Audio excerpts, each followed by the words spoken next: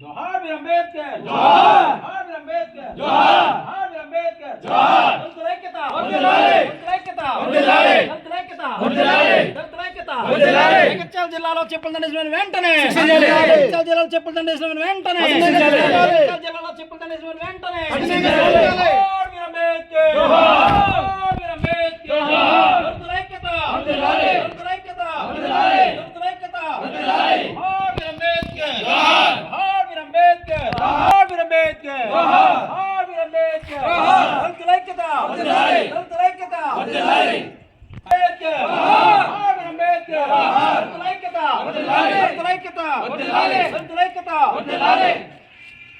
మరి ఈ రోజు పశ్చిమ గోదావరి జిల్లా జోహార్ వీర్ అంబేద్కర్ జోహార్ జోహార్ వీర్ అంబేద్కర్ జోహార్ దళితులైక్యత వర్ధిల్లాలి దళితులైక్యత వర్ధిల్లాలి. మరి ఈ రోజు పశ్చిమ గోదావరి జిల్లా అధ్యక్షులు మరి ఇంటి సుందర కుమార్ గారి ఆధ్వర్యంలో జరిగిన కార్యక్రమంలో మరి రాయలలో జరిగింది కార్యక్రమం. ఎందువల్ల ఈ సమావేశం ఏర్పాటు చేశామంటే జగిత్యాల జిల్లాలో డాక్టర్ బాబాసాహెబ్ అంబేద్కర్కి మరి చెప్పులు దండ వేసి అవమానకరంగా చేసిన ఎవరైతే దుండుగులు ఉన్నారో వాళ్ళని కఠినంగా శిక్షించాలి. అంటే స్వతంత్రం వచ్చి 76-77 సంవత్సరాలు అవుతున్న అంబేద్కర్కి ఇంకా అవమానం జరుగుతూనే ఉంది. మన సోదరులారా ఒకసారి గమనించాలి.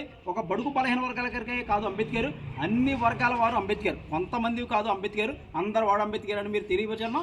కానీ ఏంటంటే ఇలాంటిగా దుష్టాలు చర్యలకు పాల్పడిన ఎవరైతే ఉన్నారో దుండుగులు వీళ్ళందరి మీద కఠిన చర్యలు తీసుకోవాలి. చాలా మటుకి అంబేద్కర్ విగ్రహాలు పడగొట్టినా, అంబేద్కర్ విగ్రహాలు చెప్పులు దండ వేసినా ఏదో కేసు కట్టేసి పక్కన పెడుతున్నారు తప్ప ఇలా కాదు.